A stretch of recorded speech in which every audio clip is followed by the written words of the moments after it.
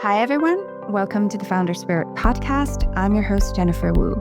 In this podcast series, I interview exceptional individuals from all over the world with the founder spirit, ranging from social entrepreneurs, tech founders, to philanthropists, elite athletes, and more. Together, we'll uncover not only how they manage to succeed in face of multiple challenges, but also who they are as people and their human story.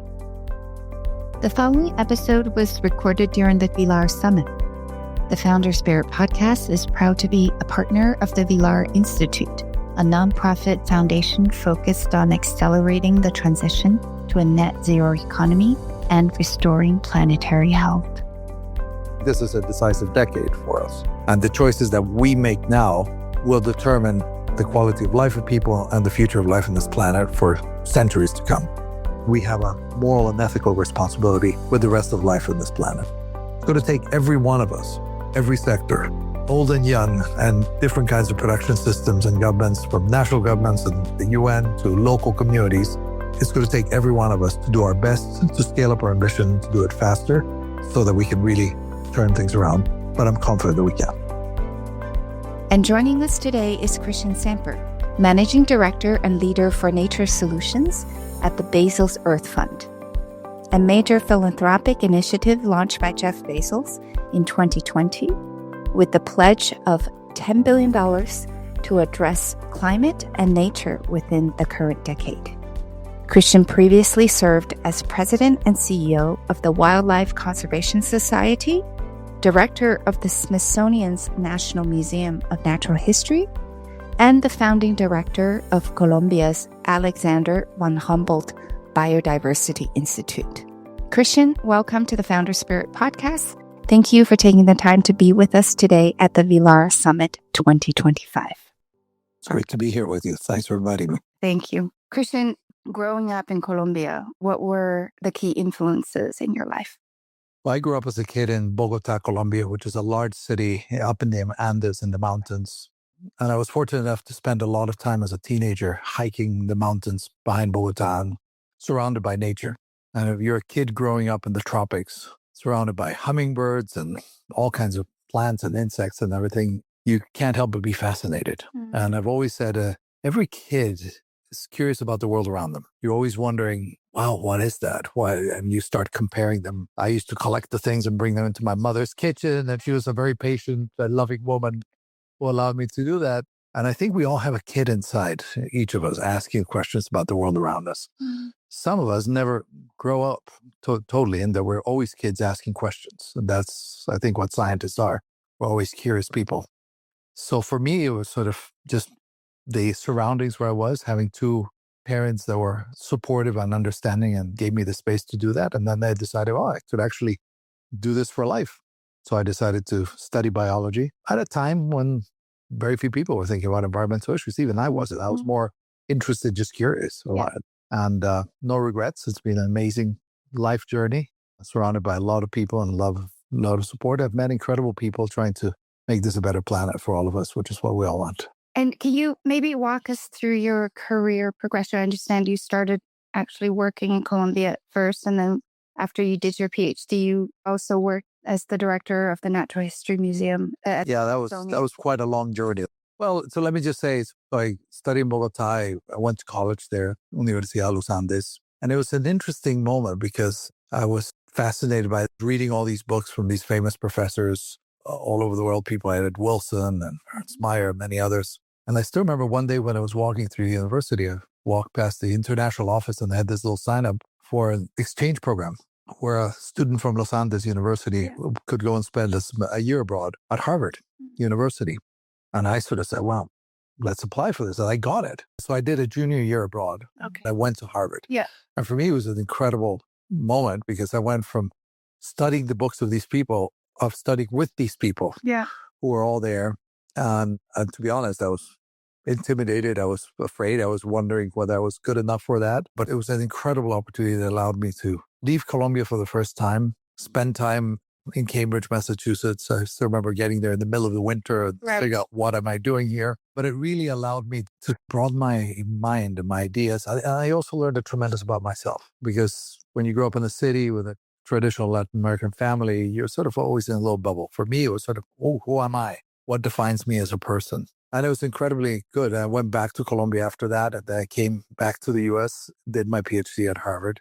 And it was a very interesting moment because I finished my PhD in 1992, which was the year of the Earth Summit. And that was a very important moment because I think it was the first time the world sort of really came together and said, okay, we have a problem. Right. We'll better do something about it. And I just happened to go back in 1992. Colombia, like so many other countries, had been there. They'd signed the 3 conventions from Rio, and they decided they wanted to do something about it. And the question, I think they came back and they said, so how do we do this? We've signed this.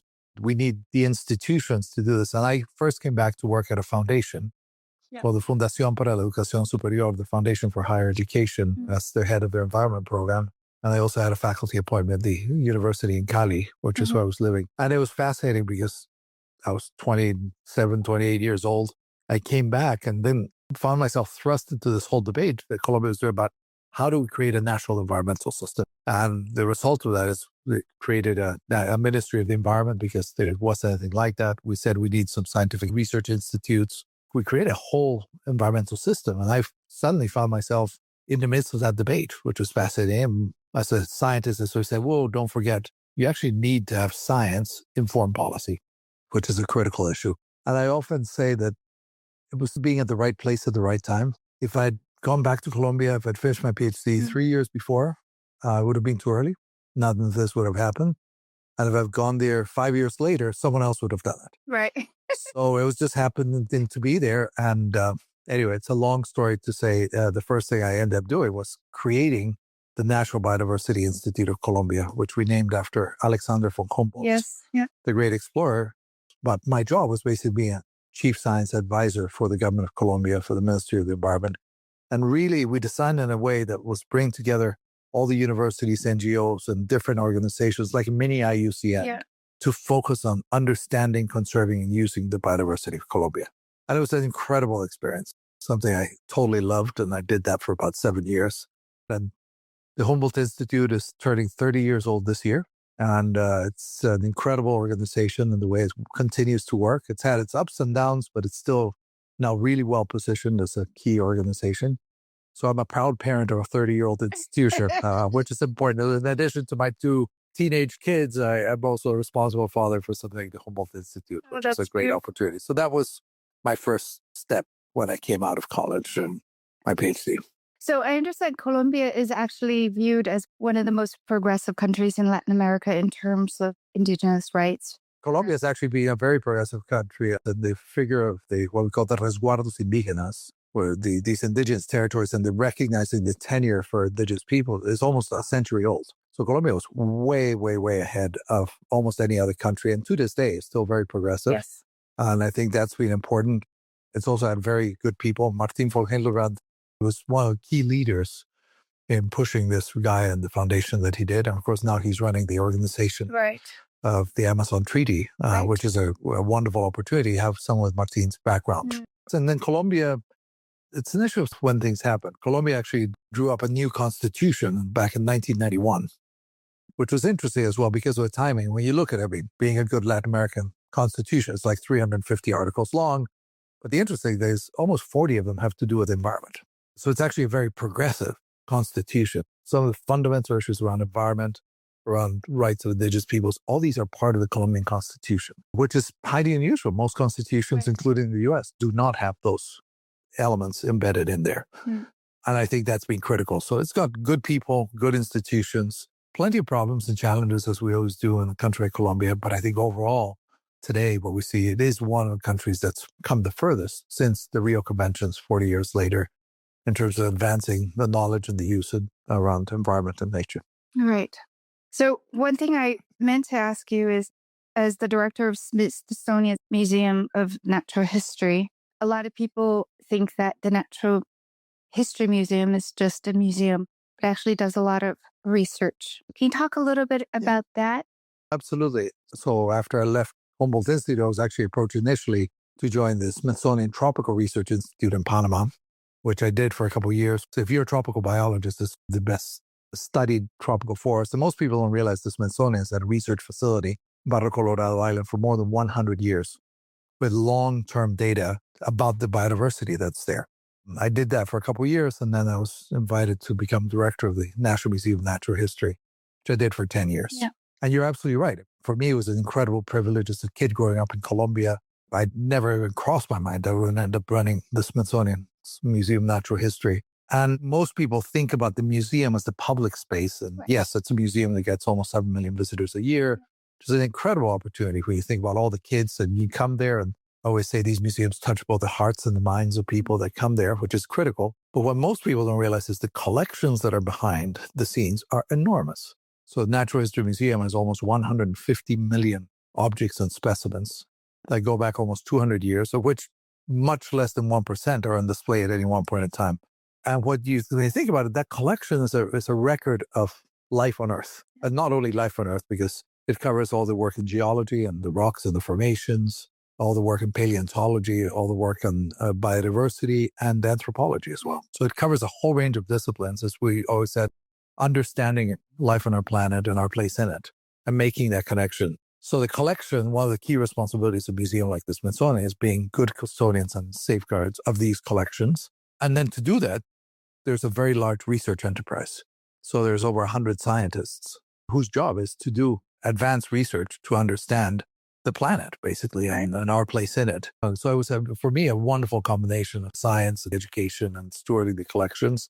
And because every one of those objects or specimens are from a particular point in place and time, then you can go back and ask the question with the new tools that we have. So say all the DNA tools that we have today in genomics, we can go back and look at the genomics of some of these species and figure out how we can do them and how we can use that information to protect species. So just to give you one example, one of the species in North America, the black-footed ferret, which is a species that almost went extinct. It turns out Natural History Museum has a very large collection going back more than 100 years of black-footed ferrets all the way from Mexico up to Canada that preserves the genetic diversity of the whole range of the species. And then you went through this bottleneck where many of these areas, these species was going to go extinct, and they found a few and then set up the National Zoo, captive breeding programs, and all these. You could go back to collections to understand where they came from, the original population.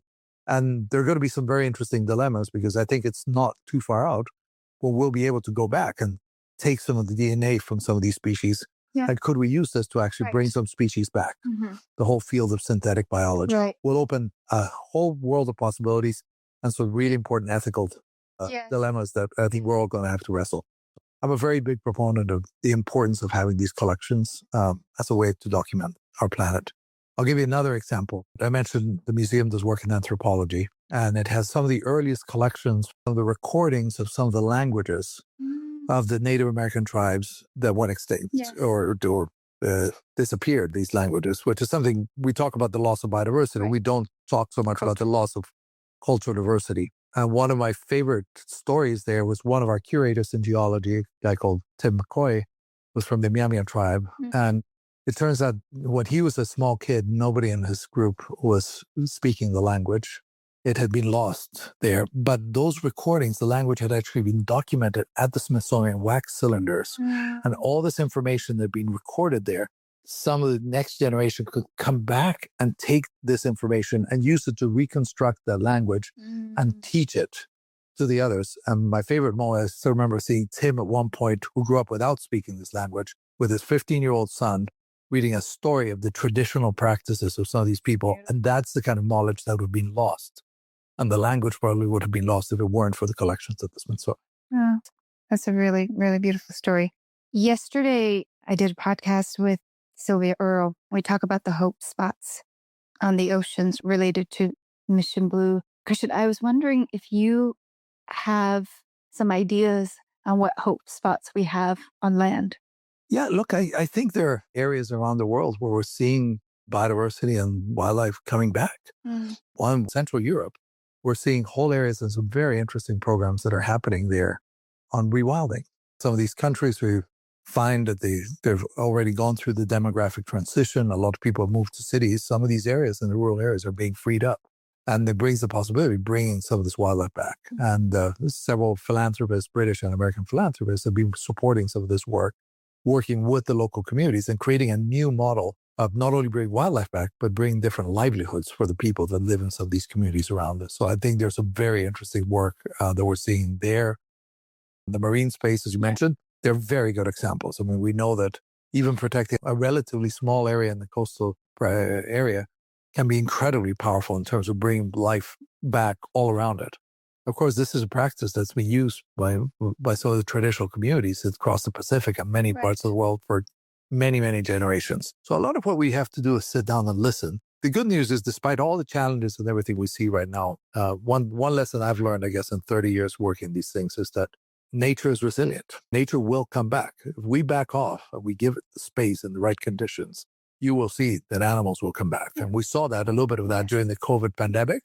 So I think there's a real interesting moment where it's not only going to be about protecting the most important places that we still have, but it's about restoring nature, restoring cultures, restoring these places, and then using that to build a different economic development model for us that will be more compatible. In the end, it is about how we can all live in harmony with nature. Yeah, actually, a friend of mine a couple of years ago bought a coastal property in Nicaragua, focused on land and marine restoration, but also regeneration, and creating livelihood models and economic models for the people that live in those communities. And they're remarkable stories. Another step in my journey was president of the Wildlife Conservation Society for 10 years. And one of the really remarkable projects we saw is being in Rwanda with the mountain gorillas and the surrounding communities. And WCS, the Wildlife Conservation Society, has been working there for more than 50 years. The first surveys done by Western scientists of the original mountain gorillas were done by George Schaller, who was a gifted writer as well and did a lot of incredible work. And what we found is there were thousands of these gorillas. They really went downhill because of poaching and different kinds of pressure. And a couple of the scientists at the WCS decided, well, why don't we turn this around and why don't we create basically a tourism program, an ecotourism program back in the 1970s. And what they started doing is sort of based on the scientific information that was the result of 10 or 20 years of field work. And nowadays you go to Rwanda and you see all the communities around the parks are depending on the ecotourism here. People are paying $1,500 for 1 hour with gorillas, which is quite remarkable. And most of that income is going back to those local communities. And the good news, talking about hope spots, is the population, which had crashed in the 1960s and 70s, is now recovered to pretty much the same levels that we had documented back in the 1940s and 50s. So it's a whole cycle that went through a bottleneck, but has fully recovered. And it's partly because you have the buy-in and the support from the local communities who see a lot of value in nature, in this case, with a flagship iconic species like the mountain gorilla. And this is something you could replicate in many parts of the world. Fascinating. And also, I think a friend of mine is working on wildlife conservation in India. So related to tigers and things like that. And I understand the Indian government's also doing a lot to incentivize people not to kill the wildlife, even though that they do destroy a lot of property. So that human wildlife coexistence. Yeah, it's a real issue. And of course, we as humans have encroached on many of these areas and introduced livestock and all these other things. And if you're a tiger out there, it's a lot easier to eat a cow than it is to try and take down a gaur or something like that. So we do see it. And India is a good example of another area in the Western Ghats where the wildlife has recovered dramatically. The populations of tigers have increased probably 300% by now. And it's been the work of a lot of people. One of them was a WCS scientist called Olas Karans, was an engineer who was the first person to do camera trapping in these areas. And Olas was amazing. I had the privilege of spending time with Olas more than 10 years ago in the field. And what I learned, it wasn't just the poaching of the tigers. It was also about the poaching of the prey of the tigers. That was a critical issue. So the key issue was, in many cases, these rural communities would hunt the deer, the chitral deer, which is one of the key prey items. The tigers didn't have enough food. So the whole issue was restoring the habitat, rebuilding the connectivity, because you had these isolated patches. So it's about building and connecting these protected areas and building corridors so the tigers could move more space, but more connection, which the Indian government has done a very good job with. And what you see there, it was absolutely wonderful. We visited 3 different places, different national parks, which were at different points of intervention. The first one we went to, there was nothing. There were no deer, no tigers, very little there, and there was a relatively new protected area. Second one went to had been protected 10 or 15 years before. What you saw is the populations with the deer had increased dramatically. And so it was crawling with chitral deer and gaur and all these ungulates that were there, that were eating everything, but there were no tigers there. But then about 5 years later, the tiger population starts recovering. So if you don't kill them, if they have enough food and they don't get some serious disease, they can come back. And the third area we visited, Nagarahole National Park, what you found is fewer deer and others, and the population of tigers was healthy, so it was reaching an equilibrium. So it was fascinating for me in 1 week to basically see the history of 30 or 40 years of interventions. So back to the same point, I'm convinced that if we create the right conditions, we can bring nature and biodiversity back. What are the conditions do we need to bring nature back? No, a lot of it is around space. So we've already transformed about 72, 73% of the surface of the planet, mostly to produce food. Yeah. Some of these areas have degraded as well because we didn't produce food in the right way. So there's a real issue about just space. So when we talk about protecting 30% of the planet, well, we barely have 30% of the planet left at this point. So we're going to have to not just protect what we have, but restore what we've lost.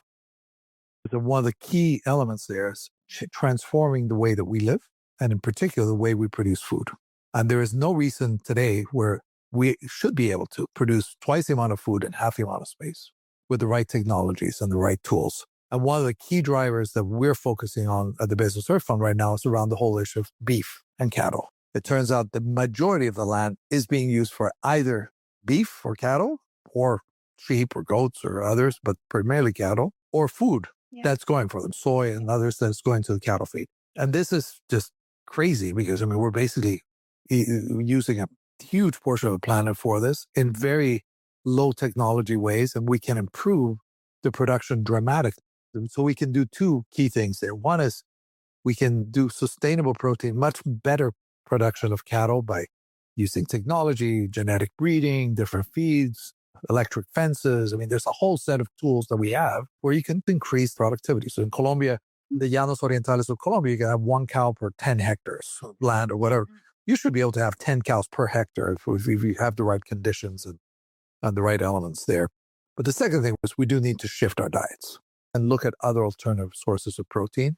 So we're making some big investments in that area, trying to build better, more nutritious, less expensive sources of protein. There could be either plant-based or it could be cultivated meats, or there are various other mechanisms that we can use so that people have more choices.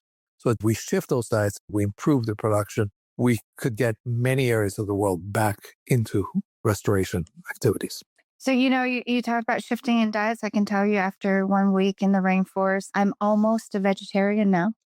Well, I'm glad to hear that. I think each of us has a very big role to play. And we think that's a problem out there in Africa or wherever it is. It's about the choices we all make. Yes. It's about what you get, what you eat or not. We've cut back on our consumption of meat, red meat at our house dramatically. I'm not a full vegetarian, but I'm quite happy.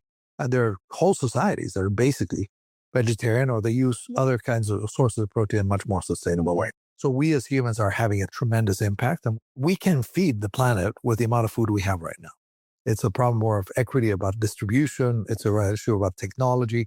We can really invent ourselves out of this hole that we're in. And in doing that, we can give space back to nature. Very, very interesting. I'm going to pick up on one point that you talked about on sustainable protein. The Earth Fund was created with the commitment of $10 billion by Jeff Bezos in 2020 to make grants that address climate and nature within the current decade. You all heard the message this whole week that we don't have enough time left. And this morning we heard from Johan Ruckstorm saying we really only have 5 years. So in your mind, Cristian, this is what we have, 5 years. If we really screw up the next 5 years or the next 10 years, what are our choices? Well, fewer choices. And that's the whole point. I do think this is a decisive decade for us. And the choices that we make now will determine the quality of life of people and the future of life on this planet for centuries to come. So I do think we need to act fast, and there needs to be a sense of urgency for sure. Will all of life on the planet disappear if we don't get it right in 5 years? No, but we will lose many species. I think we will see big changes, and a lot of wildlife in the planet will go on with or without us, to be candid.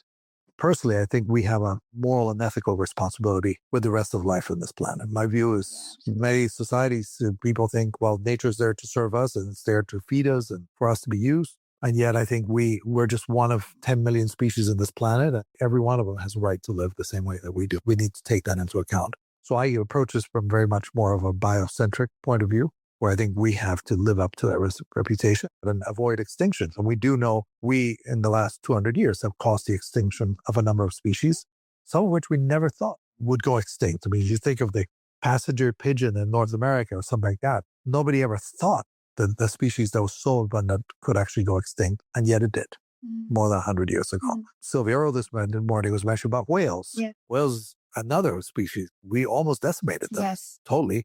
And yet we realized that in time, created the mechanisms and the protections. And what we're seeing is a massive recovery in the populations of most species, not all.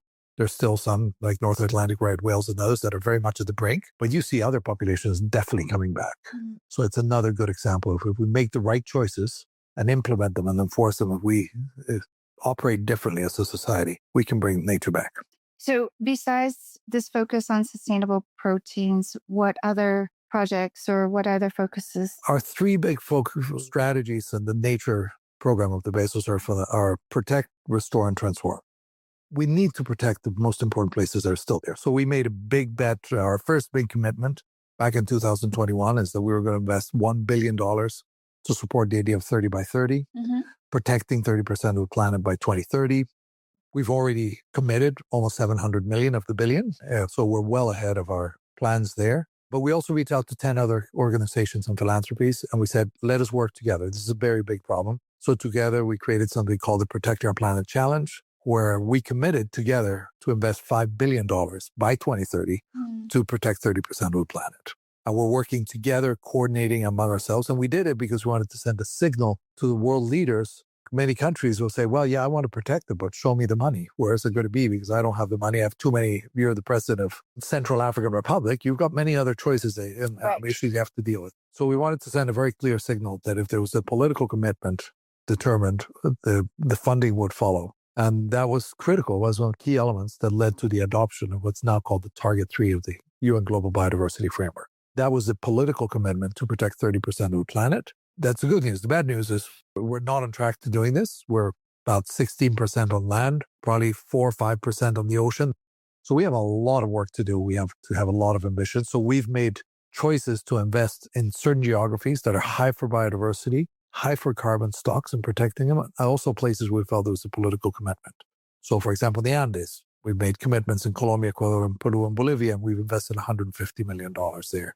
In the Eastern Tropical Pacific Ocean, it's a great success story where the presidents of Costa Rica, Panama, Colombia, and Ecuador came together, and in a matter of 2 years, they increased the marine protected areas to cover 30% and restore the connectivity, which is critical for migratory species like hammerhead sharks and turtles and so many other species. So that's a big part of our focus, is the 30 by 30 strategy around key places like those or the Amazon and Congo Basin as well. Second key program for us is Restore. This is our restoration program. Because it's not enough to protect what we have. We want to bring it back. And that's going to require real commitments to both doing research and development and science, but also supporting local livelihoods and building the infrastructure that we need to do this. So, for example, in East Africa and Kenya and in Rwanda, we are investing there in building the infrastructure, supporting organizations and civil society organizations that are committed to restoring some of these areas, about 500,000 hectares. This is part of what the bigger vision that the African leaders have outlined, called AFR 100, to restore 100 million hectares in Africa. And the good news about restoration is that not only is it good to bring back some of the nature, or in some cases taking degraded areas and bring that back into agricultural production systems, it can create jobs. So it's actually good for livelihoods and good for the people. And it can be a win-win for biodiversity. We're still investing in this, but we've already invested over $100 million just in restoration programs in East Africa. And we've done some in North America as well, particularly in the Northern Great Plains and the longleaf pine ecosystem. So that's a second big part. And the third one is around transforming the way we live. And in particular, we're focused on the food system, as we just discussed, because we do think we need to change. And when you look at the data and you say, okay, if we want to transform the way we live, and the question is, which are the biggest drivers of our food production system in terms of impacts of nature and climate? If you follow the data, you're going to end up looking at cattle and beef. And that's why we decided to make that a key priority. So that's where the sustainable protein initiative is. So those are just the 3 pillars of the work that we're doing. On the sustainable proteins, are you investing in startups or are you investing in the research? Well, for example, last year we created 3 research centers at 3 different universities. So we're trying to spur innovation around this. We set up one in Singapore, one in the United Kingdom, one in the United States. We may do 1 or 2 more, but these are specifically research hubs where we can bring the best power of the universities, the best ideas to develop better products and better alternatives. And each of them has a slightly different focus. So that's a big bet. It's the biggest investment that's been made sort of in the alternative protein space. We think very clearly that at a certain point, when you get the products to a certain point, then you leave it up to the venture capital. Right. So you let the markets and the private capital deal with it. That is not our job as a philanthropy, but certainly the early stages of research and development is something we can invest in. Or places where there's a clear market failure where the private sector cannot lead or provide the solution. Clearly, in the case of nature conservation and protected areas, that's a place where you can't just leave it up to markets. That's a place where we think philanthropy and public policy have critical roles to play. So, Cristian, here at the Villar Summit, we have so many young Villar fellows between the age of 16 and 19. I was wondering if there's some key messages that you want to convey to them. Well, just that we all share this. This is our planet, our home planet. I want to start by saying I'm sorry for how badly we've screwed things up because we have not done a very good job in my generation and generations before me looking after this planet. But I do want to leave them with a message of hope. Part of what gives me hope is that next generation. As a matter of fact, I'm here with my 2 children who are 19 and 16 years old. And they're here in the conference, taking part, meeting people, because it is those people, it is that next generation that are going to be great stewards for this planet. So I think we need to do the best job we can right now. And the sooner we can hand it over to this next generation and give them the tools and the power and the information, I'm actually more optimistic about the future in their hands than it is in my generation or my parents' generation.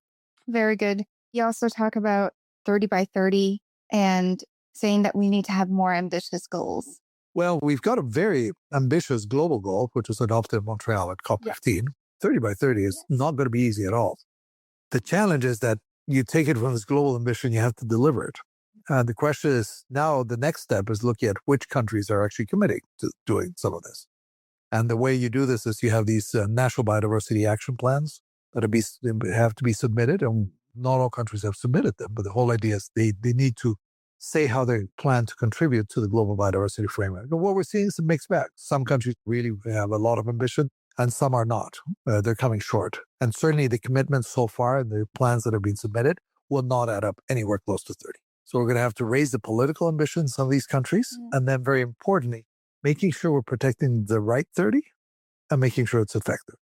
Because it's not just about a number. Look, we need to protect a lot more than 30% of the Amazon to avoid the tipping points. And there are other places like India where you don't have 30% left. So you're going to have to restore it. So it's not one size fits all. It's going to be the collective effort of all of us. But we do know that there's some places that are much more important for biodiversity or for ecosystem services than others. So it's really using scientific data and the planning to figure out which are those important places, make sure that 30% is in the right places. And if we make the right choices as a society, even though we may just protect 30% of the planet, we could probably protect 80% of the biodiversity of the planet if we pick the right places. And the last piece is effective management. Because certainly in Colombia, my home country and others, we have a lot of paper parks, parks that have been declared, but the government does not have the resources, the personnel to be able to look after them properly. And we're seeing this throughout the Amazon, all the pressure coming in on indigenous territories, illegal mining, all these challenges that are enormous. So we need to strengthen the capacity to manage these, whether they be national parks or indigenous reserves or what are called the OECMs, the other effective conservation measures, different categories of protection to make sure that they're effective. And we think that that's about resources, yes, but it's about training and it's about technology. We actually think that technology can be a big part of the solution here. So in the ocean, you have tools like Global Fishing Watch now. We can actually, with the kind of sensors we have now are incredible that allow us to track what's happening on the planet on a real-time basis.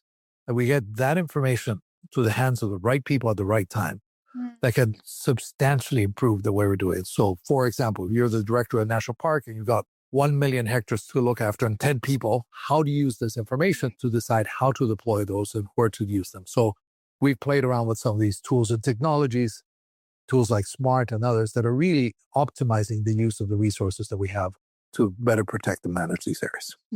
One of the things that you talked about on your panel earlier today is the close linkages between climate and biodiversity. We've now kind of separated them. We also have 2 separate conferences. It used to be one, but then they separate them out. What is the effective way to convey the interconnectedness between climate change and biodiversity? Yeah, look, I think in hindsight, one thing we did not get right in Rio was creating not 2, but 3 different conventions, and they're all interlinked. Desertification is the other one. And they really should be one. I think if we were having the Rio Summit today, we'd probably do one. And more importantly, we'd make sure that it's also about bringing the nature and climate dimensions into agriculture, into the various sectors of development, infrastructure, many others. I think this has become a little bit too much about the environmentalists, and it's about taking these issues across the entire government and really embedding it there. And I think there is hope. There are some countries where I'm seeing more of this really being embedded in the national plans, the national accounting, and the private sector is also starting to really look at this and make a commitment. So I think we need to really be able to deliver on those big outcomes. We're going to have to raise the ambition in these national plans. We're going to strengthen the capacity we need, and we're going to have to look at the connection between climate and biodiversity very clearly, because people don't necessarily realize that about 1/3 of the emissions, the global emissions, are directly tied to climate, whether it's deforestation or land use change. So by taking some of these areas and protecting them, some of the Amazon, we're going to prevent emissions. So I think we clearly need to look at that. And then at the same time, programs like restoration, we do restoration the right way at the right scale. This can help us with the capture of carbon as well. So, and we know there are certain places that we can't afford to lose. Take the case of peatlands, tropical peatlands. We cannot afford the amount of carbon that's there. We burn these peatlands. There are going to be huge amounts of emissions that are going to happen. Just to give you one example. So most people think of the Congo Basin as this gigantic forest. Well, there are massive peatlands in there that probably have about 50 gigatons of carbon, which is the total of the annual emissions of carbon globally today. We have to protect those peatlands. We can't afford to do it. And yet countries like the DRC, they have plenty of other challenges. So the international community needs to come and do it. So we need to look at some of these alliances and partnerships and deals that can be made in a way that we can all work together for the good of the planet. So yeah, climate and nature are 2 sides of the same coin. We need to address them. We need to be smart about both of those. And what I'm liking now is I'm seeing we're moving here via being carbon neutral, which many companies have absorbed, but to do that and also be nature positive. That's harder to do because it's harder to account and harder to measure. But I think when we are able to do those 2, I think it will really allow us to have a much better planet for our future generations. Thank you. Really appreciate it, Cristian. One very last question. What are your key takeaways from this conference? One of the things I've liked about VRs and the way it was designed from the very beginning is much more of the systems change approach. And I think it is about thinking about this whole thing as a system of which are the various levers. One of the initiatives that we support of the Bezos Earth Fund, for example, is something called the Systems Change Lab. And we're looking at all the pieces. It's like this gigantic puzzle and understanding the data and figure out what is contributing to what. So if you really want to tackle greenhouse gases, you have to know the sources, and that will point you to energy, but it will point you to land use, it will point you to the different sources. So I think a much more systemic approach to this and figure out that's something that's important. What was striking to me today, and the comment from Cristian Samper made a very good point. It said, who's interested in biodiversity, who's interested in climate, all the hands went up. Okay, but who's here from the mining sector, from agriculture, or the others? And there were no hands up there. So it's still very much those of us that are already committed to this, talking to each other, working. We really need to bring other voices from those other parts of the system here to be active listeners and helpers. And we need to learn how to dialogue with them and how to find solutions that work for nature and climate, but for people and for business. So I think that's the challenge that we all have looking ahead. It's going to take every one of us, every sector, old and young, and different kinds of production systems and governments, from national governments and the UN to local communities. It's going to take every one of us to do our best to scale up our ambition, to do it faster so that we can really turn things around. But I'm confident that we can. I sincerely hope that we're very close to the tipping point of that happening.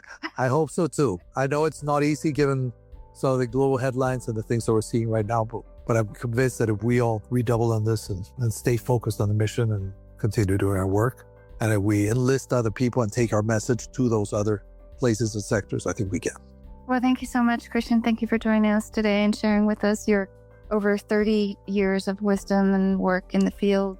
Well, my pleasure. And thank you for the opportunity to share this with some of your listeners and other people and so many of the people at this BRC.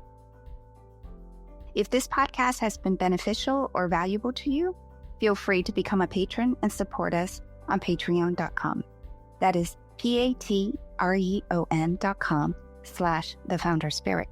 And as always, you can find us on Apple, Amazon, and Spotify, as well as social media and our website at thefounderspirit.com. The Founder Spirit podcast is a partner of the Vilar Institute, a nonprofit foundation focused on accelerating the transition to a net zero economy and restoring planetary health.